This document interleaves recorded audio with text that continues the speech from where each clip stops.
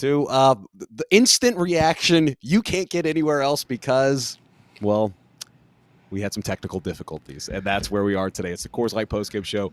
Taylor Lynch, normally in today's chair, had some technical difficulties. Fear not, we're going to be putting out some content. I think Ethan Moore of Louisville Sports Live is going to join as well. So we just want to put some stuff out there. This is ESPN Louisville Plus. Normally, you can hear the postgame show over on 93.9 The Ville and the ESPN Louisville app. Had some technical difficulties, and now we have the Ravens pregame coverage going on over there. So that's what you have with that. So, Justin, appreciate you getting flexible today. Well, you're always flexible. You're the most flexible individual at ESPN Louisville. But I know, yes. But you can give him a follow on Twitter at Justin Soforo. Ethan Moore, Louisville Sports Live, set to join us live from a mall. Do we want to guess what mall he's at? Is that St. Matthews, Greentree, Oxmoor, or J Mall? Okay, that's it. That could be the dark horse right there. I was going to say J Mall just for S&Gs. I know his wife at one point worked at Finish Line. I am alum there as well. But Louisville falling today 90-65 to Wake Forest. Just some quick reaction to it. I know you were in a group chat with me. We're being very animated about Zayn Payne getting the start. I know his plus minus was actually better than what people thought was when he was in. But nonetheless, I think everyone has seen the same story over and over again. But I will kind of let you take the ship on. I know how you feel about KP and everything, but just your initial thoughts from the game. So real quick, I'm not sure if you got a little bit too quick of a head start. So just in case, welcome in to the ESPN Louisville Plus version of the postgame show. I think it may have not caught on right, at least the way my thing showed. But I just want to throw that in just in case it didn't catch. Yeah, anyway, we can reset multiple times. Yeah, this is the Coors Light postgame show on ESPN Louisville Plus. No, you're right. I should have done a good job. We had some technical difficulties. So this is instant reaction after everybody else. So we can't get this anywhere else. It's so instant. We're so instant. I about lost it. I'm going to be frank. When it came to this game, I was going to watch it, but I had church duties. I'm a man of Christ, okay? So I had church duties I had to go to with my wife and my family. So I had, even though I think one of the topics today was basically minimizing our phone use while I had this down in my lap, watching the game, enraged, angry, and when that went out, that really resonated with you, huh? Yeah, it really did. It did. I did my part. But when they released the starting lineup graphic, when they put that out, I mean, you sent it first, and that's where I saw it. And I mean, this unmitigated sense of rage overcame me. And I think everybody else has kind of caught on to this, but like, is Kenny Payne trolling us? Is Kenny Payne actively attacking the fan base at this point? Because there's no excuse. I'm sorry. I don't believe for a second in what Kenny Payne said when he said the idea that he thought he would improve the defense. And I guess you said they overall were better. I'm sorry. He had over. He had one rebound. No. You saw the stat line. Yeah, you saw the stat line, and that didn't play there. But at one point, the plus minus when he was in versus when he was on the bench was better than what some had out there. I can't. I know it's a joke, but I can't do it. Anyway. He continues to do these things, and I kind of posted it out there on Twitter. Like, my personal opinion is, like, at this point where we're sitting, and I'm thankful for today. I am. I'm thankful that today happened, because if it didn't happen, there's a little bit of, we talked about it in the sidecast that we did about a week or so ago, just kind of the sense that we've gotten around the media, and we've gotten with, I hate using that word, but like the people that are trying to build this new positive sense of, I guess, I don't want to say an emotional feeling toward him, but a connection with Kenny Payne again, but basically to just try to say things are getting better. Like this, you guys, like there's a sense of trying to correct us of like, maybe you need to have second thoughts. Maybe Kenny Payne actually is getting this thing, course corrected. Things were that bad, yada, yada, yada. I'm not going to say we love our guy, Rick Bozich, but of course he had to do the 1 year thing all over again. It's brave of him to take that stance. Everyone's crushing him. So I will give him, I will give the caveat that everyone crushing him. It's like he's Jon Snow in the Battle of the Bastards right there. He's the one that's being a contrarian when everyone's zigging and zagging. But yes, I understand what you're saying. Yeah. So I guess when you put out, and this was the one thing, this is the one hill that I was dying on, well, one of many hills, but one of the hills that I really could not get over was Zayn Payne. Zayn Payne getting playing time. I'm sorry. Would you have your son, who, for all intents and purposes to me, shouldn't be on the team at all? Like, even in a walk-on capacity, do you think he's a good enough player to be a walk-on anywhere else? Would he be a Rick Pitino walk-on? Well, he played for John Calipari as a walk-on, so okay, but the elephant in the room. Kenny Payne likes to say elephant in the room. Elephant in the room that's his boy's son. That's his guy. Oh, no, optically. That's the only reason. It doesn't look good. But also, it's like you could go down the list of, I don't want to pick on our guy, Lee Steiden and things like that. There's been previous walk-ons here where you're just like, how did that happen? Yeah. But I think it goes back to this. And this is my big no walk-ons in the starting. I mean, maybe Tim Henderson, but I think he already got put on scholarship at that point. Right. He started. Precisely. But it's just offensively, you see, like, Louisville was shooting over 50%. It's the defense is asinine. It's so bad on there. They gave up 18. They were 18 of 35 on threes, Wake Forest. They hit 18 3-pointers. That's the one thing I heard. That's the one thing I turned the sound up and I could hear. Yeah. 18 3-point. And look, it's something that I think people just go back to. I think they finished the day, Louisville basketball did, on a 45.8% from the field, but 2 of 11 from 3, but defensively, it's just horrid. And I think this is what a lot of people tend to point to when it comes to the Kenny Payne experiment, is just it tends to be the same thing over and over and over again. And regardless of if you're just saying he's been dealt a bad hand, or the press conferences and everything else that have transpired in the last week that I know people have picked apart over and over again, he tends to just... the lack of self-awareness sometimes. It's like I try to give the guy the benefit of the doubt at the press conference because he's just not the most media savvy, and you're coming off somebody who, Rick Pitino, that your mind's been programmed with that. And I know Chris Mack was a little bit more prickly, but I mean, it's just Eric Crawford said on WDRB, he needs a actually guy up there essentially that has some sort of can hand him some nudges him and hands him some cards that says, hey, you probably should say this, not that. Yeah. And it's just, I saw some of the post-game comments, and I know Jody and Paul talked to him in the post-game over on 93.9 and said some of the same things over and over again. He's like, you want to see fight, you played well for 6 to 8 minutes. Well, at what point are you going to play well for 20 minutes and on a full half? It's fire Kenny Payne today. Yeah, we understand. We know how people feel about that. Yeah. Reminder, this is the Coors Light postgame show. I'm Phil Baker, Justin Soforo. I probably did a clumsy job introducing us. We're going to do just a quick podcast. This is actually live on Twitter, YouTube, I believe Facebook as well. So we're sharing it all over the places. Apologies for the technical difficulties, but this is something on there. Taylor, after some of the hiccups, said, yeah, I'm done for today. I'm going to watch the NFL playoffs. I don't blame him at all. So I think Ethan Moore may join us, by the way, from a mall. I hope he's like on one of those, like, the furries that they have going around that he can ride around the mall. Where do they still play chess at Mall St. Matthews? No, I think that's gone. That's gone now. It is. I would love for them to bring it back, the old 90s chessboard.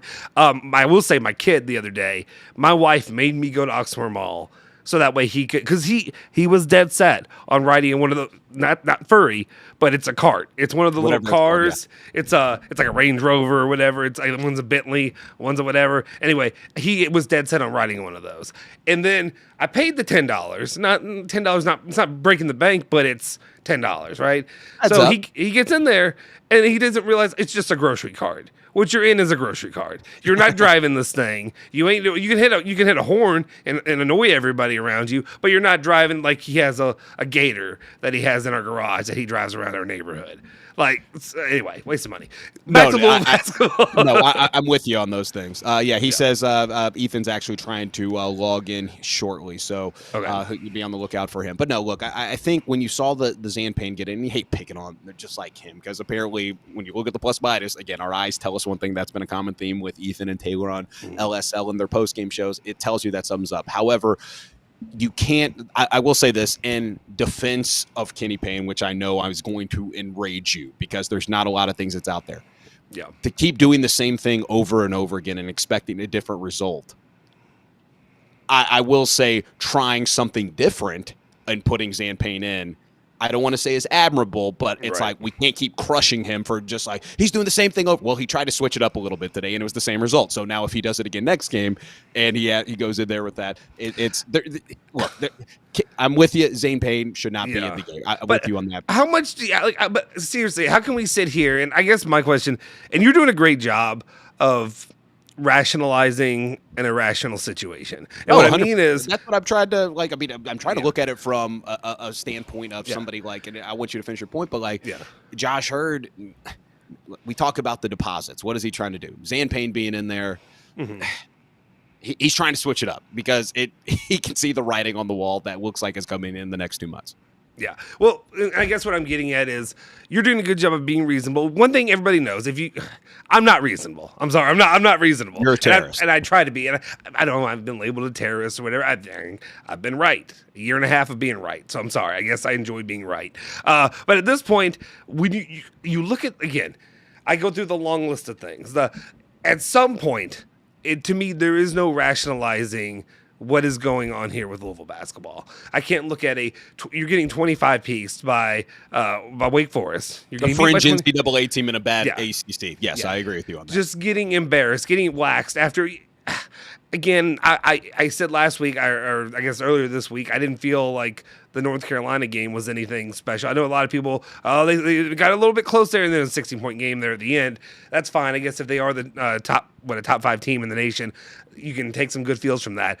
But everything I've seen from Kenny Payne has almost been it's an entire course in how not to be a head coach, how not to run a basketball program, how not to treat your fan base. And that's why it's so infuriating to me to see him come out and say, like I said, after the Kentucky game, saying the Louisville basketball program is not good enough to get those recruits, that Kentucky has, which is blatantly not true. And then he goes on to, and I think Spiegel, I think I saw him tweet out, Mark Spiegel? Is that 502? No, you're right. A 502 collective. He's affiliated with that. Yes. Yeah. He tweeted out, and I think it was a great point. It was just very simple, very easy, simple way to say this was, I've never smiled after losing anything. And I don't know that I have either. And I want to interject real because I'm glad you brought that up because that is now, and I'm not going to sit here and say he's the Fortune 500 companies of the world, but that is now affiliated with the 502 circle and everything. And I know he's donated money. He's a big Louisville fan. He has a company down in Atlanta. That is now somebody else, a donor on top of the Aaron Flakers of the world, whose name's all over the UFL baseball stuff, and some other prominent Rick Keeber, whose name is on the basketball practice facility. Has shared some Rick Pitino things. It's like, just some certain little tidbits like that, which that becomes a fascinating dynamic to me, is Joe Buck and Troy Aikman just glistening, by the way, in their puffy Nike jackets with the ESPN Monday Night Football patch on there. Sorry, that's some drip right there, as the young say, versus Jim Nantz and their little blazers that they have on CBS. Sorry, I'm a nerd when it comes to that, as you know. But I'm so happy you said that, because I think that will ultimately, for the contingency, and I know not to be Johnny Two Sides here, but the contingency that have been worried about the third year and what Josh Hurd deems as a deposit, I think those tweets right there are so important that that are normally not hot takey guys or opinionated guys are starting to voice their displeasure now too. Yeah, which is, that's the key. I guess that's the problem with me being vocal early is there's not a lot of weight when I say things because I've been known to kind of be harsh when it comes to Kenny Payne. But you can't watch these games. You can't watch the program that you love and you care for be embarrassed game after game. And just the coach to come out and say these things. And I'm at least thankful that the guys, the powers that be, if you will, in the situation, or guys that have more power than me, are coming out and starting to speak out against it. Because it can't continue. No, and I think that's what's ultimately going to make the news right there. By the way, for those that are looking for it, this will be a similar situation on the Kentucky Fish and Wildlife postgame show around 8 o'clock or so. It'll either be a Twitter Spaces, we may try to do it on YouTube there. So for those having some fun with that. Also, I think our man Ethan Moore is going to be joining us here in a bit live from a mall, but this is the Coors Light postgame show a little later than normal. Apologies on the technical difficulties. Taylor Lynch, normally supposed to be on that. They'll be back. I believe Ethan will be on the next one for the Duke game, but I know he'll have some thoughts about that. So moving forward, this will kind of be a contingency fallback plan on some of those, but I know we've built up a decent audience on a lot of these, so appreciate folks being patient on that. Reminder, if you're looking for the NFL games, we got Ravens coverage on 93.9 right now coming up against the Texans, so you can listen to Lamar and Company, the Liquor Barn coverage of that. But I think when you look at what they did offensively, the Louisville basketball team on there, and you see these glimpses, and we keep having the same discussion, it's I know there are some plays out of the timeouts, and you've seen it where Caleb Glenn hit D'Lo for some plays out of a timeout, and it's like, okay, I see what they're doing there. You've seen some, I think it was a Mike James, or maybe it was a Tyler Johnson pass to Brandon Huntley, or Caleb Glenn. I'm drawing a blank on who it was. So when people say, I don't know what their offense is, I see out of some, very rarely, but out of some timeouts where Kenny Payne, it looks as if he is drawing some things up. With that being said, outside of them going to Brandon Huntley Hatfield sometimes, the rest of the Louisville, like they'll do an entry pass to Brandon Huntley Hatfield, who has had dominant games recently, had 12 and 5 today, but everyone else is standing outside the three-point line. And I do not know what their offense is right there. Like, it's just an entry pass. You saw out the gate the double team on Brandon Huntley Hatfield, and it's just like, guys, like, it's like if that doesn't work, there's no plan B. And I think this is just something that people just kind of scratch their head about, where it's like, I don't know. You've seen the clips on Twitter. You've seen the transition defense of just no one in the general vicinity of that. And it's just head scratching that I think people get very upset about. And it's just over and over again, the same thing that people tend to point to as that it's not getting any better at all. And I know people are clamoring for it. Josh Hurd needs to do something now. I know our very own Mark Innes of the Drive was saying that. I'm so back and forth on that right now. Like, I am so I completely get it, and I love Mark's fire that came out. He finally joined. He finally joined the mob with the pitchforks and me leading it. But one of the things that I am so back and forth on, especially we're not saving any of this for the mixtape, but one of the things that really gets me is how do you go game to game, you go to week. The last couple games, you started getting a little bit of a feel good, and there started to be conversations. You had the conversation with Strebel on Thursday about, do you know that this is going to be over in March? Because we don't. We have no clue.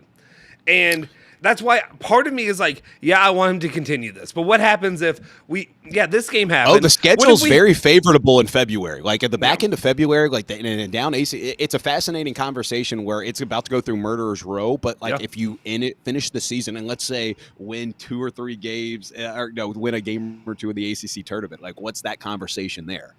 So it's like momentum heading in there. You've seen the guy, Sky Clark, come on Instagram saying he's not transferring anywhere. So it's a Phil Baker does not wear. Oh, that's Tommy. That's Tornado Tommy right there. That's funny. That's a good spot right there. He does not wear drip. He wears pajamas, according to John Salzman. But I think ultimately what it goes back to is that people tend to just get so enraged over any sort of positivity that could leave it without a question of a doubt that this is going to work out. And I think there's going to be some games coming up where you're going to get not some upsets, but beat some Boston colleges of the world.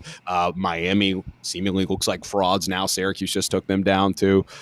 So this is a fascinating conversation that is going to be had for those that are still in his corner, that are going to be saying like, hey, there's some positive momentum on a very young team that dealt with a lot of injuries going in there. I fundamentally disagree with that, but I'm telling you, those are going to be some conversations that are out there. Absolutely. And without any further ado, we're going to bring in our guy, Ethan Moore, right now to join the postgame show, the de facto postgame show. We're going to, I know what chair you're in. Yes, you're getting the massage chair. Yes. Is that Oxmoor Mall? Yes, this is the second time I've probably been here in the last 2 years. It's crazy. So my wife and daughter are out. We went to Lululemon already and now Sephora. So I'm taking a little time out to talk some Louisville hoops with you guys. Very, very stunned at the outcome tonight. Just kidding. Pretty bad. The defense, once again, gentlemen, right? I mean, the defense is terrible. Wake Forest shoots over 50% from the field, 18 threes. But, guys, and I don't know if you all have discussed this already. I'm sure you have. But what gets me is the smile and the laughing and the handshake line when you get busted by 25 points. You were the first person I thought of when that happened. I said, this is going to enrage Ethan Moore. Yeah, but it's in line, guys. It's in line with I want to beat my rival by 1. Mm-hmm. It's in line with this is year 1. Last year didn't count.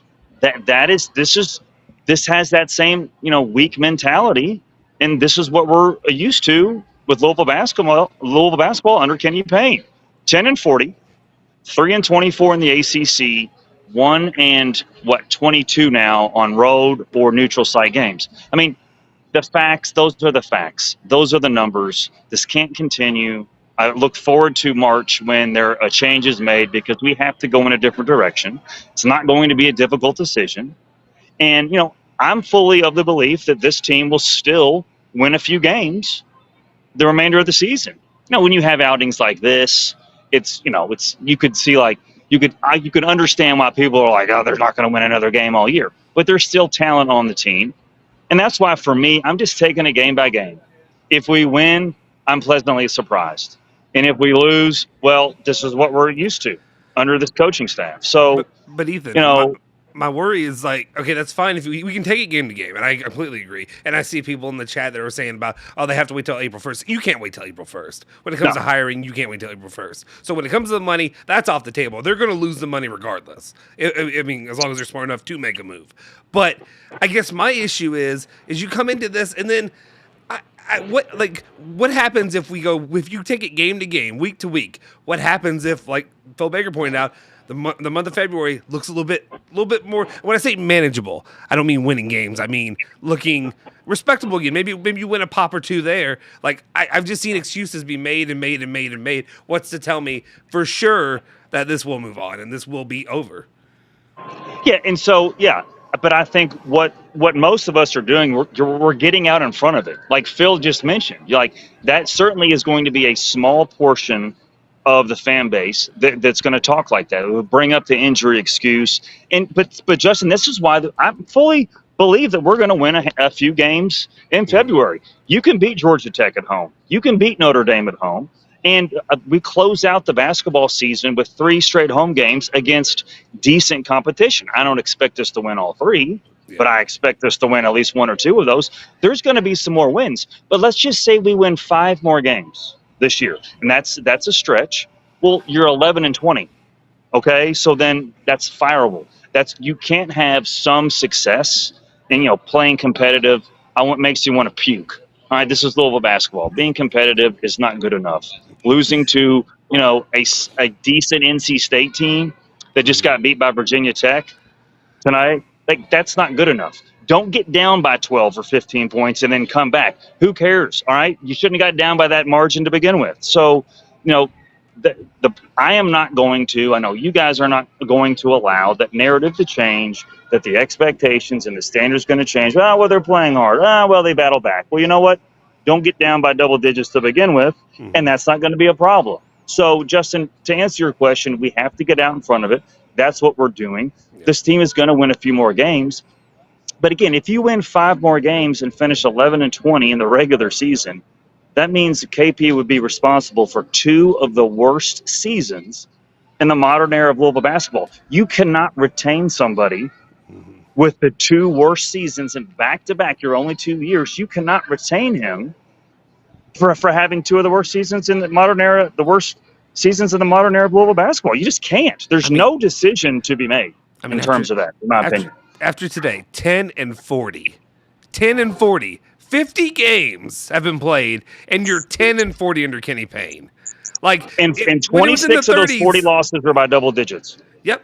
And when it was in the 30s, I felt bad, but it didn't feel as bad. Now that I see 10-40, Jesus. I have nothing else that I can really say to that except for, one, that's not Louisville basketball. That never will be Louisville basketball. That shouldn't be Louisville basketball. Mark Ennis pointed out something that I have been terrified of for a year and a half now, and is Louisville basketball, are they lowering the standard? And that's what I'm seriously worried about the future of the program when that happens. Well, if there's a coaching staff. Let me ask you a question. Go ahead, No. I saw our buddy Ty put something in there from Rival saying that the people need to saying that they need to save money. The buyout doesn't drop until April 1st. In a perfect world, again, craziness happens. That's why deemed the name March Madness. And as we've talked about, Louisville could win a game or 2 in some of these ACC conference games that we talked about. dare I say, one if they in the day of shame in the ACC tournament. Like, what do you do in that awkward situation there? Because in a perfect world, season's over, out the first round of the ACC tournament, and then you can make your decision. Like, it's there. But if you win a game or two, that's when it gets really complicated. And I'm with you from the AD standpoint, administration standpoint, and players that you've seen on Instagram, like Sky Clark saying, we're young, we're almost there, we're still behind KP. Like, that's a weird conundrum that I think a lot of people are kind of worst case scenario thinking. Well, I think for me, like for that, and then so give the players the benefit of the doubt, and you're going to ride out with KP for the rest of the season regardless, okay? That's fine. But then again, you have to go back to that. And if the players are still supportive of Coach Payne, then it's just like, okay, well, we're 12-20. I can't do anything with that. You know what I mean? Like, you all didn't perform at that level. That's not acceptable here. So we're making a change. And Justin, go back to answer your question. Provided there's a coaching change, we're not going to be lowering the standards. If for some reason he's back, and I don't expect him to be back, but for some reason he's back, then that would answer your question. We would be an unserious program, and the expectations would have been drastically reduced.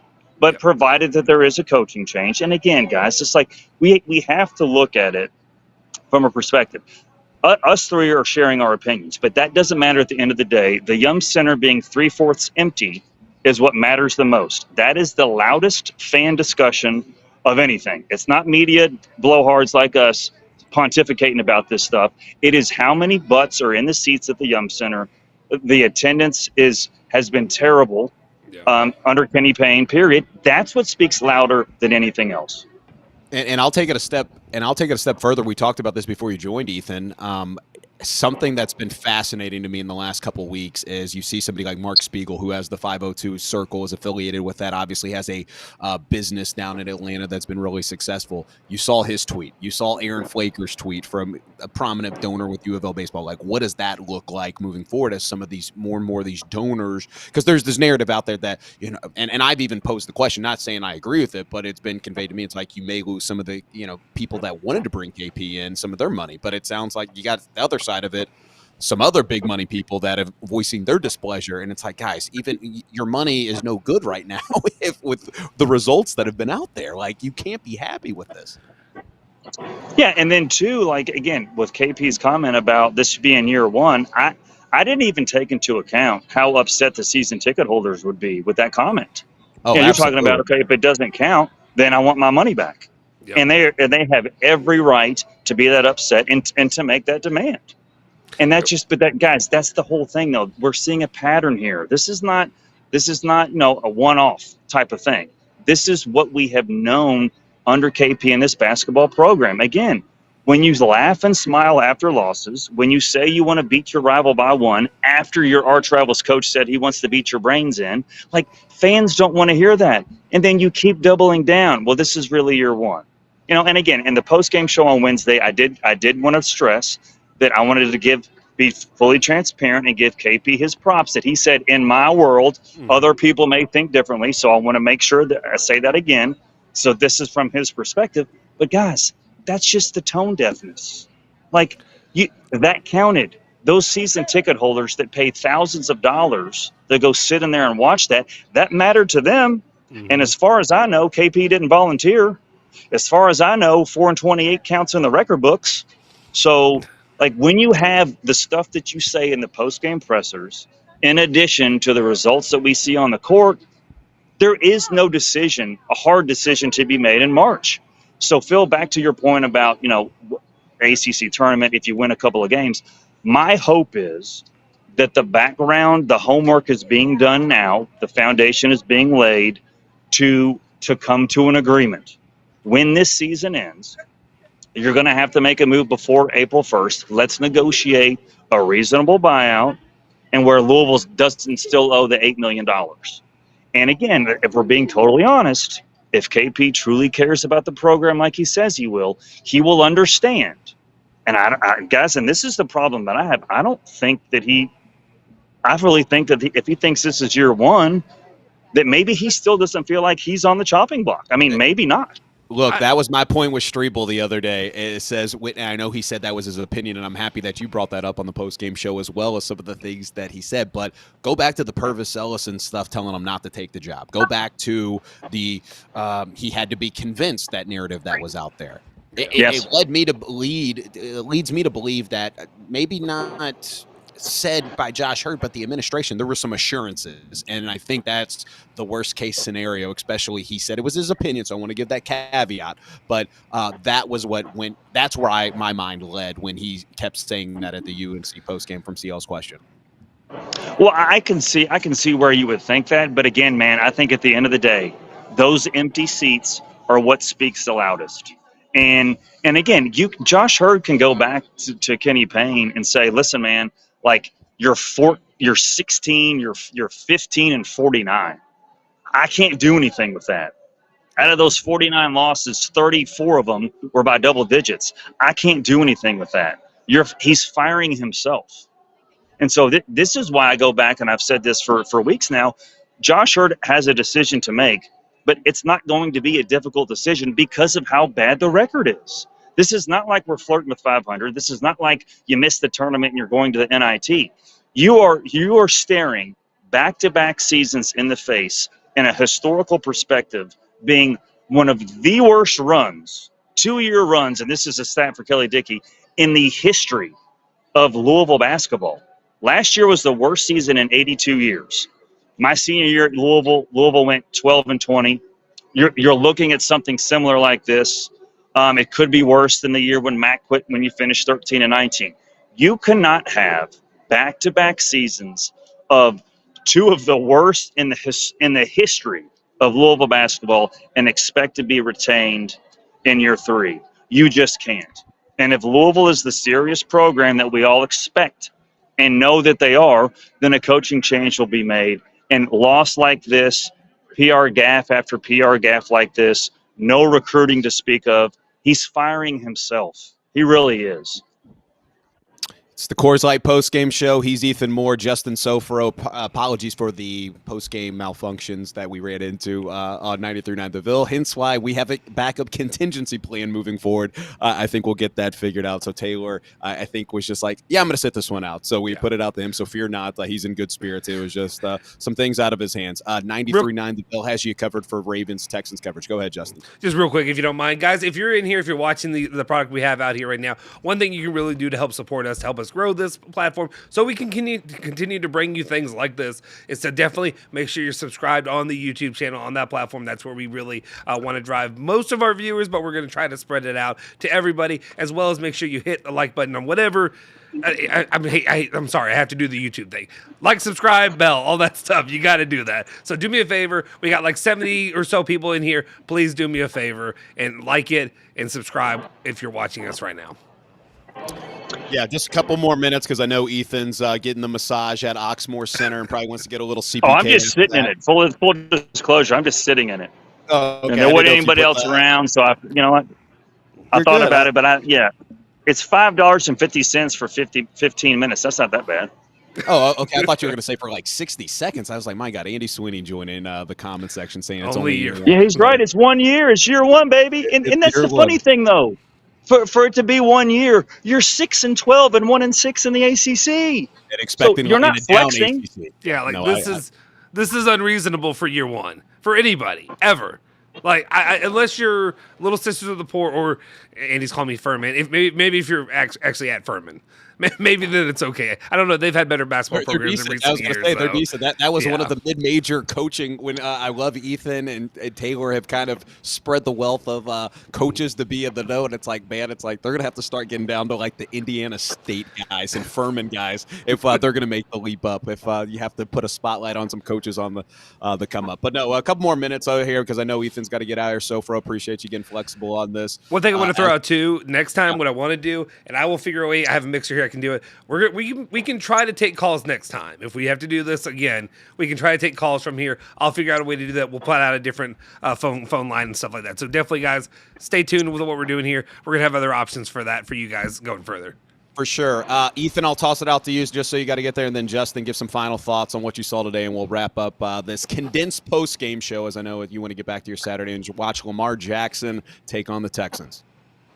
That's right, baby. Ravens flock. Go Lamar, go Ravens. A quick show tease. I'll have you for the Coors Light Louisville basketball postgame show after Duke on Tuesday. The potential coach we're going to preview, Eric Musselman. Do with that what you will. That'll be the next potential coach that we'll preview. And to my message to Card Nation, we're just going to have to grind it out these last few weeks. And unfortunately, we've had to do this for 3 straight years now. When Matt quit, KP year 1 and KP year 2, we will be back. We will be back. We have paid our dues. We have paid more than our fair share as this fan base, and we will be back. And it will be Louisville basketball like we all know and love sooner rather than later. We're just going to have to grind it out.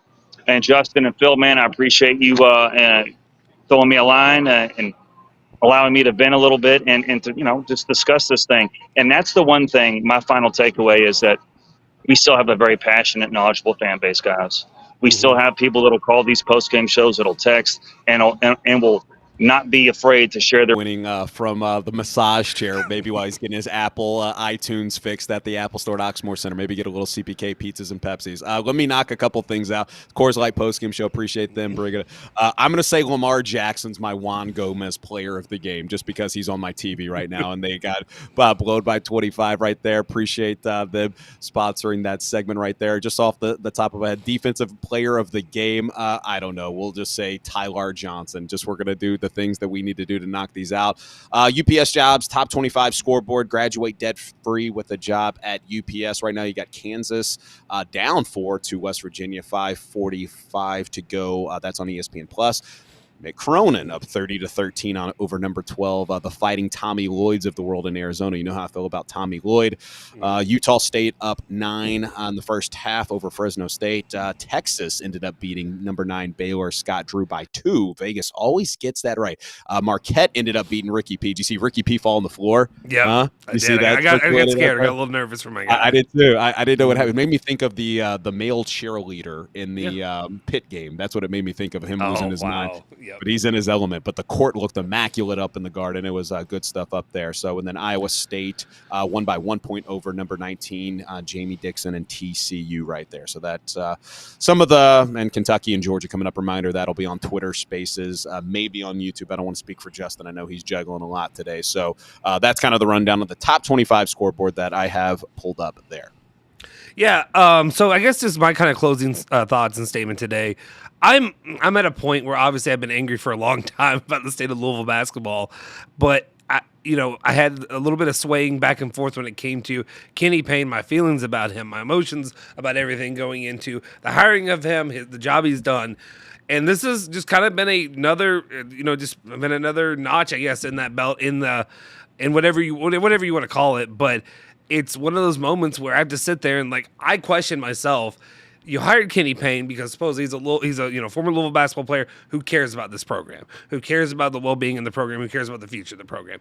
Everything I've seen from Kenny Payne right now, there's not been one thing I can point to that tells me that he loves Louisville basketball. There's not one thing that I can put any kind of investment in when it comes to Kenny Payne and the future of the program that I should even worry about the future of Kenny Payne and his ties to the program once ties are cut.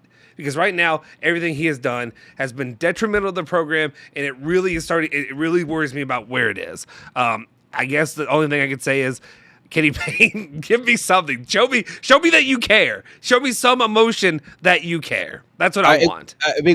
Offensively, and Eric Crawford's talked about this, it's you see some pieces there. It's offensively, KP's talked about it. Paul's talked about it with KP. Bob's talked about it. Offensively, there's some things there. The defense is the worst thing I've ever seen in my life. Yep.